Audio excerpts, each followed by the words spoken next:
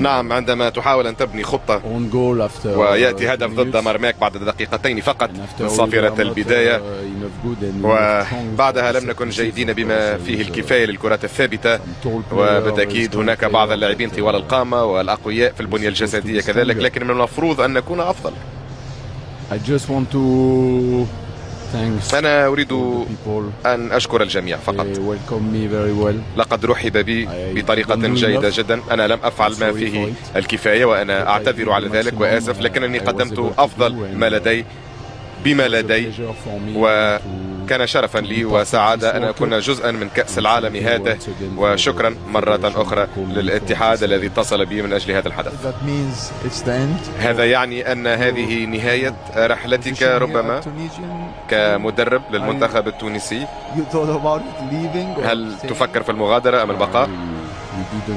كلا، نحن لم نتحدث عن المستقبل حتى الآن. سنرى. اليوم نحن ننهي مغامرتنا في كأس العالم، وكان هناك اتفاق أولي. بعد ذلك كل شيء ممكن، ولكن أنا أتحدث عن هذه المنافسة الآن التي أتيت من أجلها، وأردت فقط أن أهنئ الجميع لأنهم قدموا ما لديهم. اللاعبون كما ذكرت الأمر ليس سهلا بالنسبة لهم رغم أننا محترفون، وأنا أعرف تقريبا كيف ستكون التصاريح، ولكن الأمر صعب جدا عندما تكون في موقع مثل هذا. هم قدموا أفضل ما لديهم، وهذا تقريبا ما أردت أن أشكرهم من أجله. كنت مع الفريق لفترة زمنية قصيرة جدا، لكن من وجهة نظرك ما الذي يحتاج إليه المنتخب التونسي كي يعود بشكل أفضل في البطولات القادمة بعد هذه النسخة من كأس العالم؟ إذا لم تستطع أن تدافع بشكل جيد لا يمكن أن تنتظر أي شيء من كرة القدم.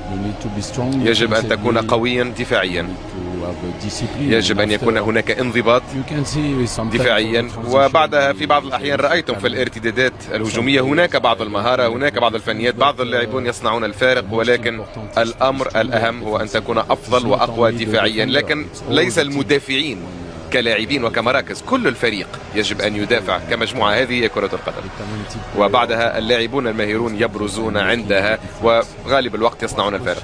السؤال الأخير، لو كان هناك مشروع تطوير ولا نتحدث عن مركز أو فريق فقط، هل أنت ربما تكون مهتما بمشروع طويل المدى؟ وما الذي قد يعنيه هذا بالنسبة لك كي تبقى ربما أو تكون جزءا منه؟